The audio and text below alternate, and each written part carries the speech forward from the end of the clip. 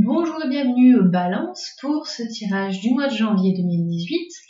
Alors, ce ne sera pas un tirage tout à fait comme ceux que j'ai fait jusque-là, à savoir que plutôt que de faire le tirage du mois, je vais vous faire ce que j'appelle une roue astrologique, ce qui s'appelle effectivement une roue astrologique. D'ailleurs, ça consiste en le fait de tirer une carte par mois pour avoir une tendance générale de l'année 2018 mois par mois. Ce que je vais faire donc, c'est que je vais mélanger ce jeu-là. D'ailleurs, je vous ai pas montré. Je vais tirer avec le tarot psychique de Joe Dolan, qui est un jeu que j'adore, notamment pour faire la roue astro tous les ans. Je le trouve super bien. Et en plus, il est très beau. Donc, je tire une carte par mois. Je vais simplement vous lire chaque description des cartes pour que vous puissiez avoir une idée de la tendance du mois et de l'année pour vous. J'en profite pour dire que je lance un concours ce mois-ci sur ma page Facebook pour vous permettre justement de remporter un tirage similaire à celui que je fais ici, à savoir une roue astrologique pour l'année 2018 personnalisée. Pour ça, c'est simple, vous allez sur ma page Facebook, je vous remettrai le lien en bas dans la boîte. Vous commentez, vous likez la page, vous likez la publication concernée et vous la commentez en disant que vous souhaitez participer. Et je ferai le tirage au sort le 15 janvier 2018. Voilà pour ça, du coup je vais commencer, je vais mélanger les cartes et les installer et on voit ça ensemble. Alors voilà les balances, je viens de tirer les 12 cartes de votre année 2018. Je vais mettre un peu de lumière parce que là vous n'allez pas voir grand chose. La carte que j'ai retournée est la carte de janvier. D'ailleurs, j'en profite pour faire un petit coucou à ma sœur qui est balance et qui, je sais, va regarder cette vidéo. Plein de bisous. Alors, la carte partenariat et alliance, c'est votre carte pour le mois de janvier. Je vais donc vous lire la description qui correspond. Donc voici ce qu'elle vous dit, la carte partenariat et alliance pour le mois de janvier. La signification de cette carte est que vous commencez maintenant à voir le fruit de votre labeur. Il y a peut-être encore beaucoup de choses à faire, mais prêtez attention au synchronisme qui pourrait apporter des occasions d'établir des connexions ou alliances inattendues et qui auront le potentiel de créer quelque chose de nouveau. Celles-ci pourraient vous aider à rassembler des ressources pour de futurs projets. Comme dans tout partenariat, souvenez-vous toujours qu'il doit y avoir un échange d'énergie égal. Si vous donnez trop, alors que votre partenaire ne donne pas assez, vous serez vidé de votre énergie et ceci pourrait engendrer des frictions dans l'union en question. Il doit y avoir un certain équilibre dans une alliance afin que celle-ci fonctionne et apporte des résultats optimaux. Cette carte vous rappelle que le succès vient sous plusieurs formes, même les sources les plus improbables. Ayez l'esprit ouvert lorsque vous êtes à l'écoute des autres. Donc voilà pour le mois de janvier. Ensuite, on va découvrir la carte du mois de février, c'est une belle carte aussi. Pour l'instant, on a 2 cartes positives, donc c'est sympa. La carte récolte matérielle nous dit « L'une des lois de l'univers est la suivante. On récolte ce que l'on a semé. » Cette carte indique que c'est le moment pour vous de récolter ce que vous avez semé et que vous méritez bien. Cette dernière carte physique annonce la maîtrise de soi, l'autosuffisance, l'indépendance, la sécurité et l'art d'apprécier ce que vous êtes efforcé d'obtenir. Vous avez travaillé dur, appris des leçons en chemin, et vous vous en êtes servi pour prospérer dans tous les domaines de votre vie. Le chiffre 9 signifie également des fins.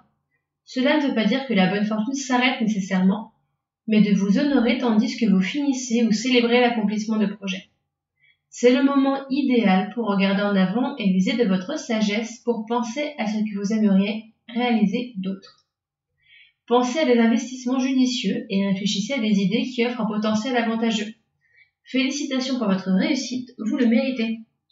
Avec la carte partenariat et alliance juste avant, on pourrait penser qu'il y a un lien entre les deux et que les partenariats que vous ferez sur le mois de janvier pourront avoir un retentissement positif pour le mois de février. On va voir ce que nous dit Mars. Et bah décidément, vous avez des super belles cartes, les balances, ça me fait plaisir pour vous. Alors, la carte espoir. Je vais vous la montrer. Hop, est-ce qu'on la voit bien ? Oui. La carte espoir, elle nous dit la chose suivante. Voici une carte qui porte particulièrement sur les qualités de l'espoir, de la foi, de la guérison, des aspirations, du succès et enfin de l'édification. Lorsque cette carte apparaît, sachez qu'un vœu spécial que vous avez formulé sera peut-être exaucé avec le temps. La carte espoir vous aidera à voir que l'impossible peut en fait devenir possible. La force qui habite votre âme déterminant ce qui est possible, la différence entre le succès et l'échec, et avant tout qui nous sommes, est le pouvoir de votre croyance. Cette carte vous rappelle de vous servir de votre faculté naturelle d'intuition, le langage de l'âme, tandis que vous essayez de réaliser vos buts et désirs. L'avenir est vôtre lorsque vous avez espoir et confiance en tout ce que vous faites. Bientôt les autres seront attirés par votre lumière intérieure. Apprenez à partager vos expériences et vos leçons avec les autres. Vous réaliserez aussi qu'avoir la foi et aller de l'avant, même dans les situations laissant peu d'espoir de réussite, est la clé du succès. Avant tout, si vous gardez une attitude positive dès maintenant, dès cette minute même, vous permettrez ainsi à votre âme de s'élever.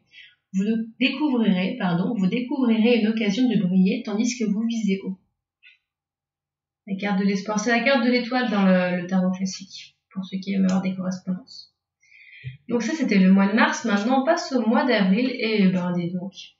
Ça, c'est des magnifiques cartes. Ça fait plaisir à voir, vraiment. On a Passion enflammée pour le mois d'avril. La carte Passion enflammée, elle dit ça. La première des cartes esprit signifie que c'est le moment de laisser votre âme s'envoler. De nouveaux commencements, de nouvelles idées, des révélations, des aventures excitantes vous attendent dans votre vie personnelle ou professionnelle. Les entreprises créatives, l'enthousiasme, l'énergie positive et une force spirituelle renouvelée sont au plus fort. La puissance de l'esprit coule à travers vous et engendre de nouvelles déterminations. Soyez tout ce que vous pouvez être. Puisez dans cette force qui réside à l'intérieur de vous. Servez-vous-en pour aller de l'avant et jeter une fondation solide pour l'avenir. D'autres personnes sentiront peut-être votre excitation et votre joie et commenceront à tirer profit de l'étincelle de vie qui émane de vous. Ils se demanderont quel est son secret. Et votre énergie pourrait même être le détonateur de leur propre cheminement spirituel. Suivez votre intuition, mais sachez que c'est maintenant le moment pour vous de déployer vos ailes et de vous envoler. Donc ça, c'était le mois d'avril. On a quand même une certaine continuité dans vos cartes, ça fait plaisir. On va voir pour le mois de mai ce que ça donne. En tout cas, de janvier à avril, vous êtes tranquille, c'est du positif et que du bon. Qu'est-ce que je disais? On continue bien avec la carte force spirituelle pour mai.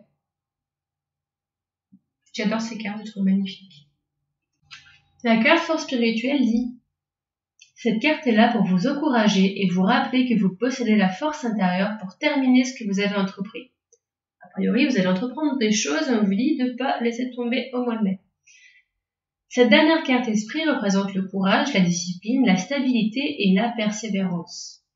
Vous êtes peut-être fatigué de vous battre, mais ce n'est pas le moment d'abandonner.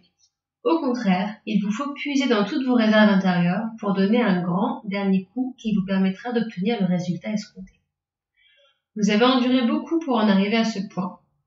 Et même si vous avez hérité de cicatrices lors de la bataille, celles-ci vous ont rendu plus sage et plus fort.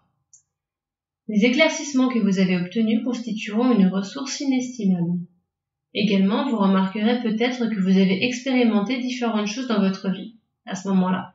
Toutes ces expériences nourrissent votre esprit et vous offrent un savoir pour l'avenir. Mois de mai, vous avez de très belles cartes, je vous la remonte encore une fois. Force spirituelle.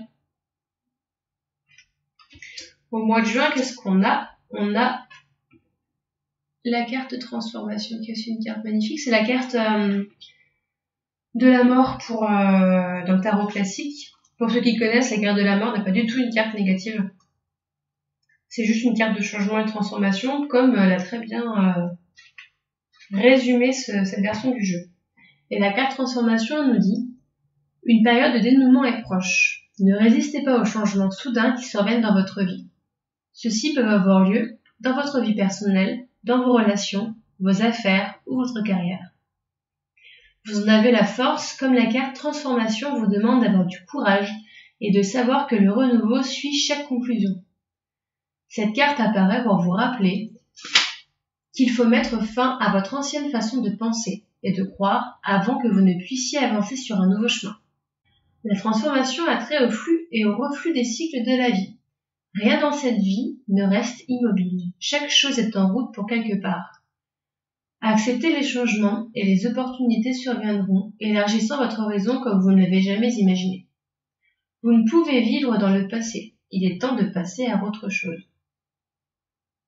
Afin de faire un prochain pas positif, vous devez observer votre propre vie et vous demander: y a-t-il des détails restants à régler?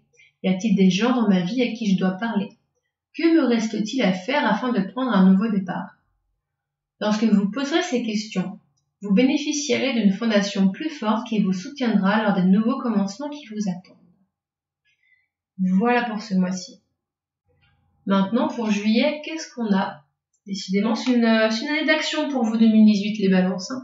On a la carte mouvement, choix, décision. Un peu plus de lumière pour que vous puissiez voir les belles couleurs. Okay. Cette carte-là, elle nous dit, cette carte indique une période de mouvement. Des changements et choix importants doivent être faits. On travaille en fort avec de grands efforts et de la détermination. Vous avez la capacité de jongler avec toutes les exigences qui vous attendent, qu'elles aient trait à l'argent, à des décisions d'affaires ou d'autres projets. Il est important de rester souple et concentré. Vous n'avez pas à le faire seul. Cherchez les meilleurs conseils et demandez de l'aide. En outre, une union ou un partenariat financier pourrait se présenter à vous. Plus vous mettrez de temps à prendre ces décisions et choix essentiels, plus de temps cela vous prendra à faire avancer vos objectifs dans le monde matériel. Les changements qui surviennent ne sont pas dus au hasard ou à de simples coïncidences. Ils font tous partie d'un schéma positif plus vaste. Prêtez attention aux connexions entre toutes ces choses car cela vous permettra d'éviter de futurs problèmes et conflits. Je vois quand même encore une fois une évolution sur votre jeu qui est assez intéressante. C'est pas le cas de toutes les roues astrologiques que j'ai faites jusque-là. Des fois, c'est un petit peu les cartes semblent être indépendantes les unes des autres, comme si elles concernaient plusieurs domaines. Vous, j'ai l'impression quand même que ce qui se dégage, c'est une histoire de changement, de détermination, de courage, d'encouragement. On vous dit que c'est le moment pour vous d'agir et que ça va se décanter pour vous en 2018. Donc, si vous aviez des projets, 2018, allez-y, c'est parti, c'est le moment. Donc là, on est à juillet. Maintenant, on passe à août. Et en août, on a intuition. J'adore cette carte. Je crois qu'elle est sortie sur tous les tirages que j'ai fait jusque là. J'en ai fait que 4, mais dans tous les jeux, elle y était, il me semble. La carte intuition, elle nous dit: l'intuition est le langage de l'âme. Lorsque cette carte apparaît dans un tirage, c'est un message clair signifiant qu'il est temps pour vous de vous servir de votre intuition. Essayez et vous remarquerez rapidement que votre intuition tente d'attirer votre attention. Il y a tant d'informations dans ce monde, rivalisant pour occuper vos pensées, qu'il est facile d'ignorer ou de ne pas prêter attention à son intuition. Les synchronismes et autres coïncidences sont des signes puissants à l'effet que l'intuition frappe à votre porte. Avez-vous entendu une phrase ou des mots répétés par plus d'une personne aujourd'hui? Est-ce que les mêmes chiffres apparaissent souvent dans votre vie? Est-ce que quelqu'un a mentionné le nom d'une personne à laquelle vous pensiez justement? Ce sont tous des signes dont il faut vous arrêter, être ouvert et prêter attention. Cette phrase est bizarre, mais je vous la lis telle quelle. C'est un moment parfait pour chercher les réponses qui se trouvent en vous. Tournez-vous vers l'intérieur, là où vous trouverez les solutions et idées précieuses qui n'attendent que de vous aider. Lorsque vous apprendrez à utiliser et à faire confiance à votre intuition, vous commencerez à mieux comprendre le sens du moment parfait, mais aussi à percevoir les gens et les situations d'un œil plus judicieux et perspicace. Vous observerez non seulement ce qui est devant vous dans toute son ampleur, mais vous serez aussi capable de voir les choses pour ce qu'elles sont vraiment.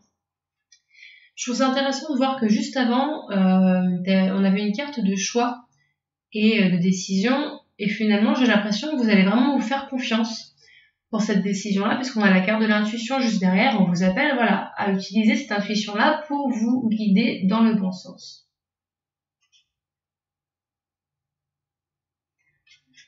On passe à la carte de septembre. Qu'est-ce qu'on a? On a chakra du troisième œil. Les cartes chakra en jeu, c'est vraiment des cartes qui nous invitent à travailler tel ou tel aspect de notre énergie à ce moment-là.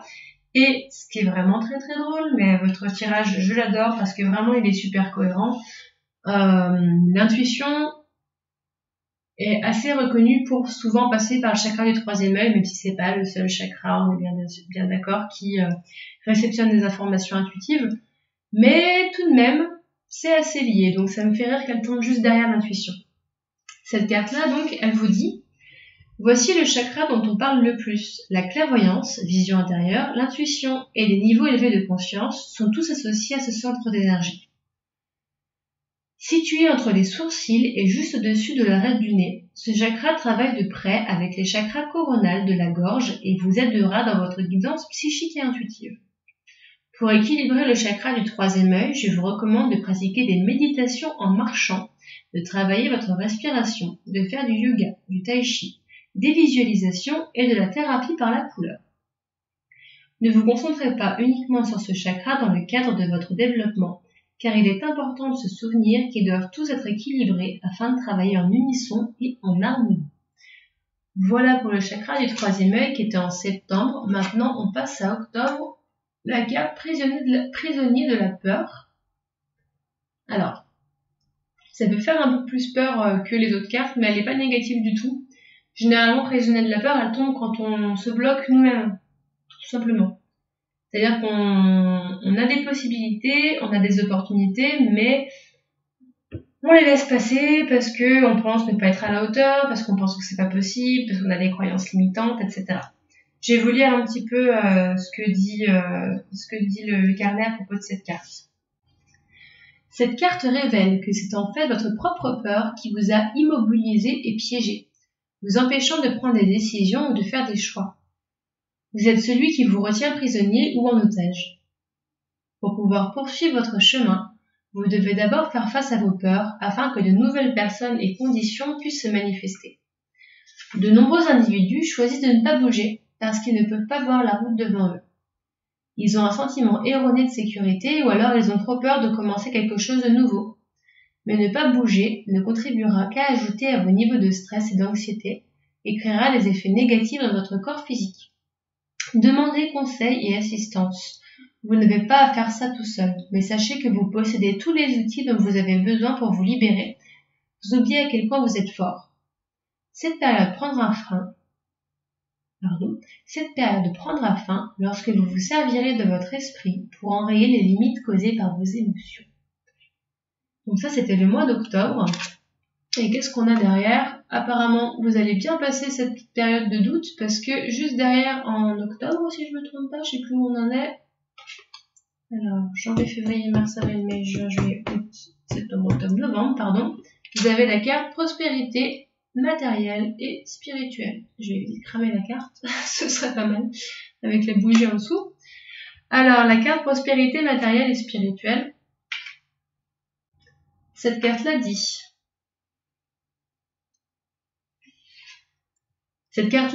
la carte physique numéro 6 représente une période paisible et tranquille, où tout problème semble disparaître. Une prime inattendue, une augmentation de salaire ou même une promotion pourrait vous être offerte, que vous vous y attendiez ou pas. Cette carte peut aussi indiquer un groupe qui a travaillé dur et lutté pour la réussite d'un objectif commun. Une période de prospérité, d'équilibre et d'harmonie dans votre existence physique et spirituelle vous montre que la pratique de donner et de recevoir vous apportera la vraie richesse. Observez votre vie et voyez où répond votre richesse spirituelle et physique. Y a-t-il une personne ou un organisme caritatif qui vous tient à cœur et qui pourrait bénéficier d'un acte de générosité maintenant? Faites preuve de générosité, gratitude et compassion afin de continuer à prospérer dans tous les domaines de votre vie.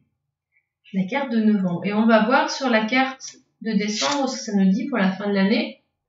On a la carte patience, qui est la carte de la tempérance, me semble-t-il, de mémoire. Je vais vous la lire. Cette carte signifie la nécessité d'être patient, d'avoir le contrôle de soi, de s'adapter, d'agir avec modération et équilibre lors de vos échanges avec les autres, mais aussi avec vous-même. Ceci pourrait s'appliquer à votre façon de penser et de travailler, mais aussi aux domaines reliés à l'école, aux loisirs, aux personnes dans votre vie, ou au chemin spirituel qui s'offre devant vous. En tant qu'âme, vous pouvez obtenir des soutiens de plus d'un aspect de vous-même. Il est question d'intégration et il vous faut apprendre à mélanger et équilibrer à la fois les côtés physiques et spirituels. Vous êtes un être éthérique dans un corps physique, goûtant à une expérience humaine. Ainsi, comme vous êtes un être à la fois physique et spirituel, vous devez honorer tous ces aspects. Si vous vivez votre vie en vous privant de la joie de combiner ces aspects, vous allez vraiment passer à côté de ce que le monde a à vous offrir.